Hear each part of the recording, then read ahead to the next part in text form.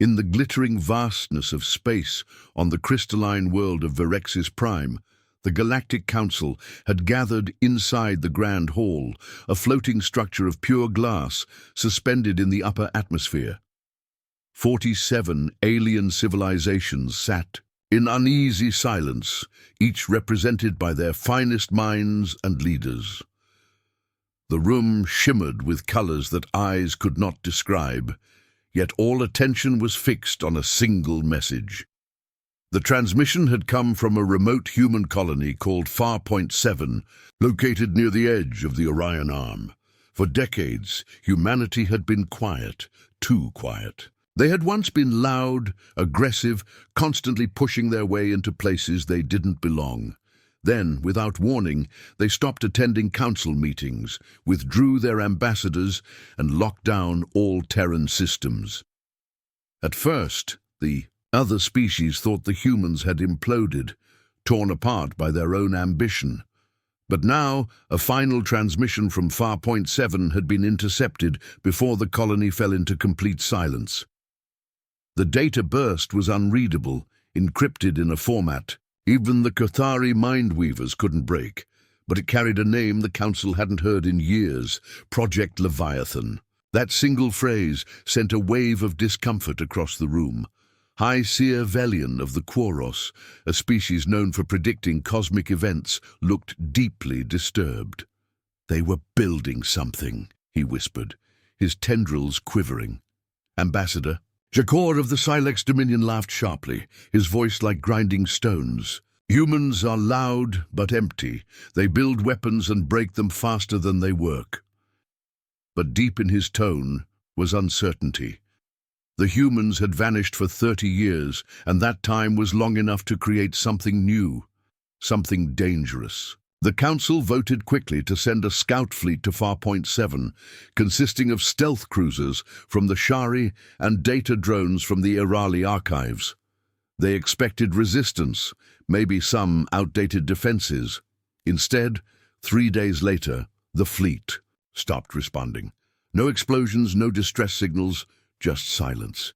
Until one Irali probe, barely functional, transmitted a single image before dying. The picture was corrupted, distorted by some unknown energy, but what remained was clear enough to terrify everyone.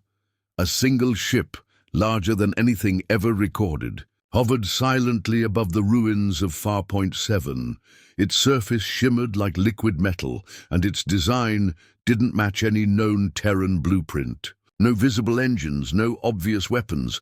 It looked more like a floating cathedral than a warship, and then it disappeared into hyperspace without any energy spike. That was impossible. Hyperspace travel required enormous power output, enough to light a city. Yet the Terran ship had slipped into the void without a trace. The Council erupted into chaos. Was this a bluff? A show of power? Had the humans truly built something that could break the laws of physics?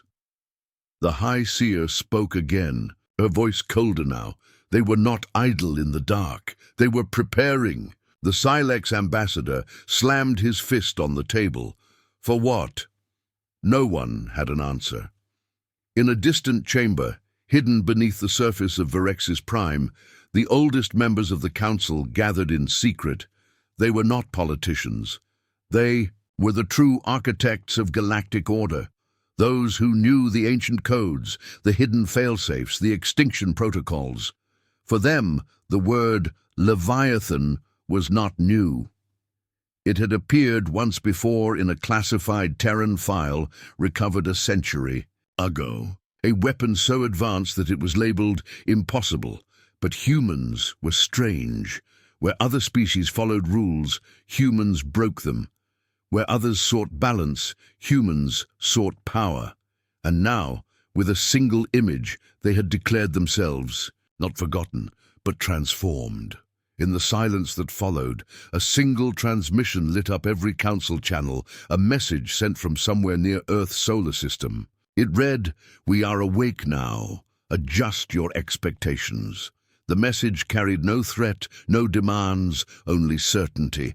It was not the voice of a species looking for war. It was the voice of one that no longer feared it. Somewhere in deep space, far from any known jump lane, a shadow passed through a dying star system. It moved without light, without sound, and without permission. A second Leviathan-class vessel, unknown even to the first watchers, drifted beyond the edge of every sensor, silently listening, silently waiting. Far beyond the orbit of Neptune, hidden behind layers of artificial shadows and sensor-jamming clouds, the UNS Leviathan came to life for the first time in 30 years. It did not roar or tremble, it simply awakened. Smooth and dark as obsidian, the ship stretched over a kilometer in length, but moved with the silence of a thought. No one in the galaxy knew how it truly worked, not even the engineers who had spent their lives building it beneath Europa's ice crust. It was born from human desperation and genius, designed in secret after the last Terran Council summit, where humanity had realized just how far behind they truly were. Earth had been a minor power, tolerated more than respected, invited to the table, but never given a seat of real influence. The other species had centuries of space exploration, energy manipulation, and advanced biology. But what they did not have, what they could never understand, was human imagination, the kind that dreamed of breaking rules instead of following them. Commander Isla Rourke stood alone on the Leviathan's forward bridge, gazing into the blackness of space. The walls of the command center were smooth and featureless, responding to neural commands rather than physical buttons. Her thoughts guided the systems. Around her, thin beams of light danced quietly in the air, forming holographic displays that shimmered like distant stars. Her voice was soft but firm. "Run combat scenario, Class Omega, Council Warfleet, Kothari Command." Within seconds the room changed, surrounding her with a simulation of enemy ships, vast, deadly, and experienced. The Leviathan didn't fire lasers or missiles. It used gravitational ripples, distortions in mass, and something the Council hadn't even named yet. One by one, the enemy ships in the simulation vanished, either torn apart from within or folded into nothingness by localized singularities. The ship didn't win through power. It won by ignoring the rules of known combat. Rourke knew the simulations weren't just practice. They were warnings. Humanity had not built the Leviathan to invade, but to survive. Somewhere in the dark, something older and colder than politics had caught their attention decades ago. A distant signal, buried deep in the background noise of the galaxy. While the other civilizations debated peace treaties and trade routes, Earth had focused on the unknown. What they discovered was never made public, not even to their allies. Project Leviathan had started as a defense plan. Now it was something more. On Verexis Prime, chaos still gripped the council chambers. The scout fleet was gone. The probe's final image had circulated through every intelligence agency, every news channel, every war room. Panic sat like a heavy fog over the galactic powers. The Quaros High Seers declared a period of silence, refusing to speak of the humans' return. The Silex Dominion began mobilizing fleets, their pride wounded and their fear barely hidden. Smaller civilizations started, reaching out to Earth again, asking questions cloaked in diplomatic language. Earth remained silent. But in orbit around Mars, smaller vessels were now forming behind the Leviathan. Unlike older Terran ships, these were not clunky or slow. They were sleek, polished, and moved as though gravity itself was optional. Each ship had a new kind of core, something that didn't register on standard energy scanners. The ships didn't hum with power. They radiated nothing at all. Rorks, second in command, Lieutenant Cade Morgan, approached with a quiet nod. "We've finished recalibrating the phase layer arrays, all systems green." Rourke didn't smile, but she felt something stir within her. "It's time," she said. A signal was sent, not a message, but a demonstration. Across known space, near the Takar border, A council-controlled listening station detected a sudden shift in local gravity. Their instruments screamed in confusion as space itself twisted. Moments later, the station's outer shell vanished. Not destroyed, just gone, as if it had never existed. No debris, no explosion. Only silence. Minutes later, every major government received a message, broadcast on an open channel, translated perfectly into every known language. We are not your enemies. We are not your subjects. We are what you forced us to become. We offer peace, but we bring certainty. Choose wisely. The message was signed simply, UNSC Command. Panic turned into fear. The Galactic Council met in emergency session. They argued, shouted, accused each other of provoking the humans. But deep down, each of them knew the truth. The humans had been quiet for too long, not because they were weak, but because they had been planning. And now, whatever they had built, it was far beyond anything anyone had expected. The Irali archivists attempted to trace the Leviathan's power source. They failed. The Cathari tried to analyze its movement. The math didn't make sense. Even the ancient Katol, a race believed to be almost myth, stirred from their isolation, sending cryptic messages to the Council. You let them dream too long. On Earth, the media never saw the real Leviathan. Official channels showed only harmless versions, prototypes that seemed powerful but not frightening. The truth was buried. Only those within Project Leviathan knew what it really meant. It was not just a ship. It was the first step in a new kind of war, one where technology didn't just evolve, it redefined reality. Commander Rourke stood once more at the observation deck, watching as the Leviathan's sister ships joined formation. They'll come for us, Morgan said quietly. Let them, she replied. We're ready. And somewhere in the cold, beyond Pluto's orbit, the Leviathan pulsed once, like a heartbeat from a sleeping giant. It wasn't hunting, not yet. It was watching. And when the galaxy finally moved against it, it would be ready to wake. The council chamber on Verexis Prime was no longer calm and proud. It was loud, frantic, and filled with fear. The leaders of 47 alien civilizations stood around. The great crystal table speaking over one another, their voices laced with panic. The humans, long thought to be unpredictable but manageable, had returned with power far beyond what anyone imagined. The image of the Leviathan, smooth and silent, floating above the ruins of Farpoint 7, still haunted every mind present. Worse was the way it vanished into hyperspace without a trace, defying every law of energy physics known to the galaxy. The message the humans had sent was simple, but it carried deep warning. We offer peace, but we bring certainty. Choose wisely. That line echoed in the minds of the council leaders like a slow drumbeat. They had seen war before, but this was different. This was not a race seeking revenge. This was a species that had outgrown the rules everyone else followed. Ambassador Jacor of the Silex Dominion, once loud and mocking toward humanity, now showed a tight jaw and nervous eyes. We must respond with strength, he said, pounding the table. We must show them we are still the greater force. Others disagreed. The Quaros High Seer spoke calmly, though her voice trembled. You do not fight a storm with flame. You endure it, or you are erased by it. As debates raged on, smaller, council members whispered among themselves, wondering if the humans might offer safety in exchange for loyalty.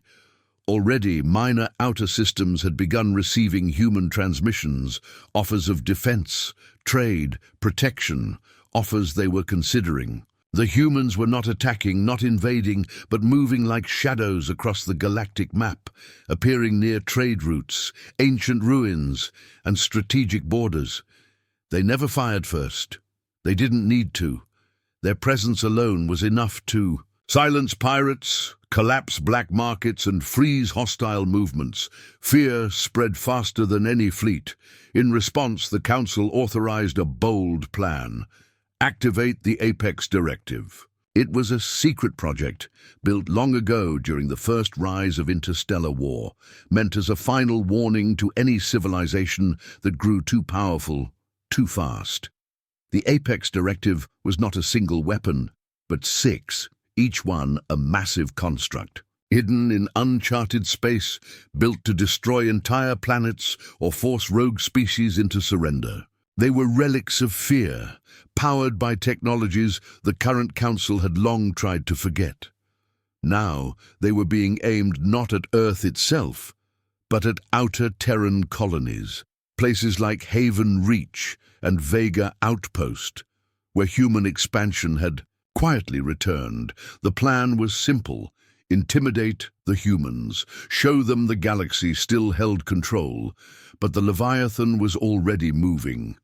Before the first Apex weapon could lock onto Haven Reach, the massive Terran ship arrived at the edge of the colony's orbit. It didn't fire. Instead, it released a pulse, silent, invisible, but deadly to the Apex system's ancient energy codes. The weapon froze in space. Its systems shut down one by one, not destroyed, but disabled in a way no one could explain. When Council engineers tried to restart it, they found their command code had been rewritten, replaced with a short message: "Not yours anymore." Panic turned into dread. Within hours, 2 more Apex weapons were neutralized in similar ways. No battle, no loss of life, just complete technological control. In the secret halls of the Council, leaders began to ask each other questions they had never dared voice. What had the humans done in their silence? How had they advanced so quickly, so far beyond the others? The truth was clear, though no one wanted to say it aloud. The Leviathan was not just a warship. It was a warning, a single piece of a much larger plan, and more like it were waking up. Back in Sol space, the UNS Leviathan floated calmly in the shadow of a small Terran moon. Surrounding it were dozens of smaller ships, each one built using the same dark core technology, each one able to bend light and time in subtle ways that confused sensors and scanners. Commander Isla Rourke stood at the core bridge, silent, listening to the soft hum of the ship's living systems. She wasn't smiling, but inside she knew the galaxy had seen the first real step. "They tested us," said Lieutenant Morgan, beside her. "And now they know we're not bluffing." Rourke nodded. "They tried to scare us with relics, but they forgot who we are. We don't run from threats. We build past them." She turned back to the center console. "Begin phase 2. Across known space, Terran ships began to appear above key Council trade routes, not to attack, but to monitor, to show presence. Planets once at the mercy of pirates or corrupt governors now found Terran security protocols in place. Drones patrolling skies, holographic warnings flickering in orbit, order through strength, peace through parity.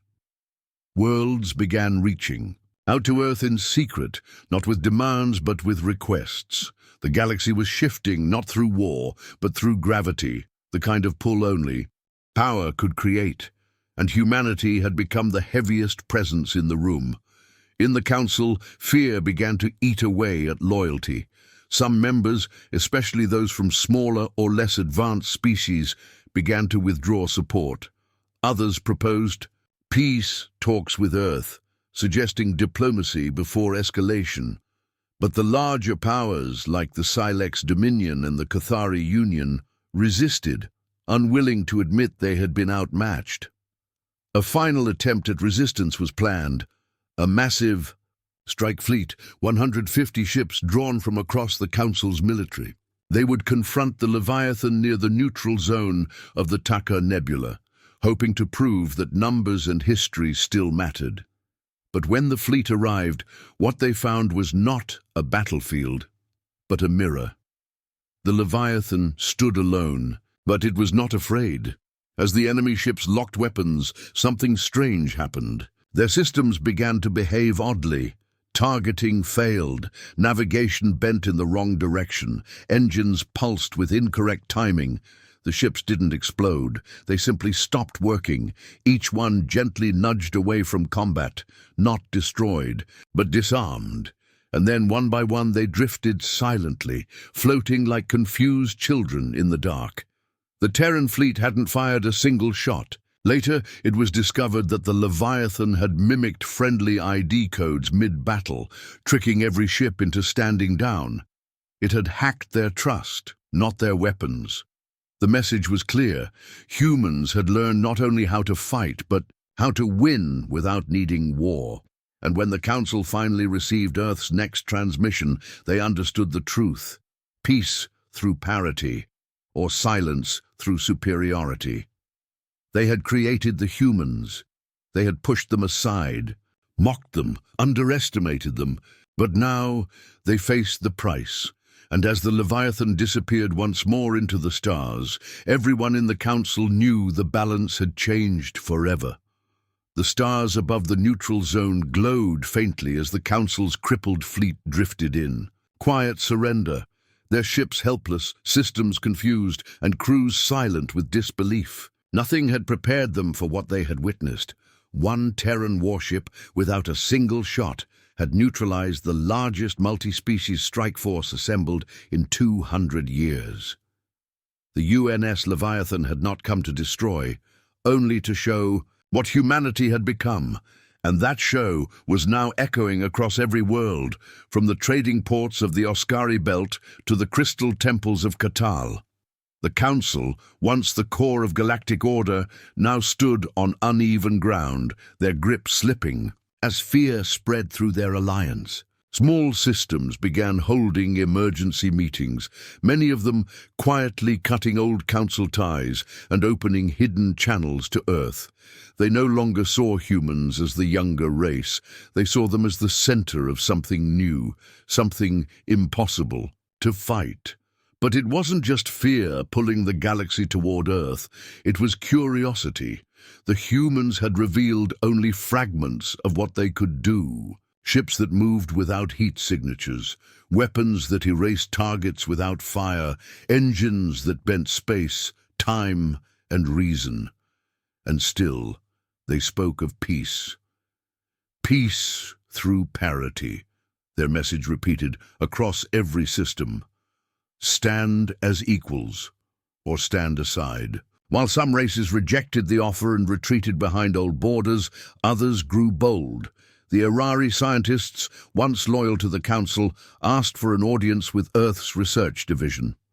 The Tenzari merchants, who had been heavily taxed, under Council control, declared themselves neutral and welcomed Terran trade ships. The balance of power was shifting without war, pulled by gravity more powerful than guns, power built on the unknown. Commander Isla Rourke stood once more on the observation deck of the Leviathan, her gaze locked on a distant gas giant, where Terran engineers were assembling a new outpost. Below, one of the sister ships, the UNS Phantom, hovered in orbit, her shape nearly invisible against the swirling orange clouds. Rourke knew this was not the end game, this was only the next phase. The Council wouldn't collapse in a day, but their influence was cracking. Lieutenant Morgan approached, his expression unreadable. Council probe detected in Sector 91. They're scanning the remnant fields again. Rourke gave a quiet nod, knowing exactly what they were looking for. The remnant fields held ruins from an ancient war, long before humans entered space, ruins that Earth had secretly studied for years. Within them, hidden by time and sand, were hints of forgotten technologies, ideas that had helped shape the Leviathan's impossible systems. The Council, suspecting Earth had unlocked these secrets, was growing desperate. Rourke issued her orders. Send a signal. Let them look, but not too close. Moments later, a ripple of static covered the sector, just enough to scramble sensors without alerting them fully. Earth wasn't hiding, it was controlling the game now, choosing what others were allowed to see. Back on Verexis Prime, the council leaders held their meetings behind closed doors, faces grim and tired. Some, like Jakor of the Silex Dominion, still called for action, begging for a second strike attempt. Others had lost the will. High Seer Talani of the Quaros simply whispered, "We opened the gate, and they walked through it stronger than we imagined." The council couldn't agree on anything. Their unity was broken, their fear turned inward. Paranoia grew. Were spies helping the humans? Were members defecting? In truth, none of it mattered. Earth wasn't taking planets or colonies. They were changing the rules. News spread fast. A human medical ship had landed on Relisar, a plague. World long abandoned by the council. Within days, the infection was cured with nanotech the locals had never seen. In response, the Relisar government burned its council flag and raised Earth's. On the moon world of Center 6, Terran engineers helped rebuild cities destroyed by ancient mining disasters, earning loyalty with action, not promises. Meanwhile, the Leviathan continued its quiet patrols. It didn't invade or conquer, it simply appeared in troubled zones, watched silently, and left. That silence was worse than any threat. People wondered what it meant, what it was waiting for. Across the galaxy, rumors bloomed. Some believed Earth had made contact with something beyond the known universe. Others claimed the Leviathan wasn't built by humans at all, but found deep beneath the Martian crust. The truth didn't matter. What mattered was that no one could stop it. The Council, pushed into a corner, finally called for something unthinkable: negotiations. Not as rulers, but as equals. An offer was sent through encrypted channels, asking for a meeting on neutral ground, the ancient world of Solaris, a place with no weapons, no armies, only old stone temples and a single landing field. Earth responded simply, "We accept." The day of the meeting, 2 ships arrived. One was a council diplomatic cruiser, silver and curved, its hull reflecting the twin suns of Solaris. The other was the Leviathan. It didn't shimmer or boast. It cast a shadow across the plains, quiet and vast. From its side, a single shuttle emerged, carrying Commander Rourke and 2 aides. No guards, no weapons. The council representatives were surprised by the gesture, surprised and humbled. Rourke stood before them, not with threats, but with words. "We don't want to rule," she said. "We don't want your stars. We only want the space to grow without your chains." One by one, the council members listened.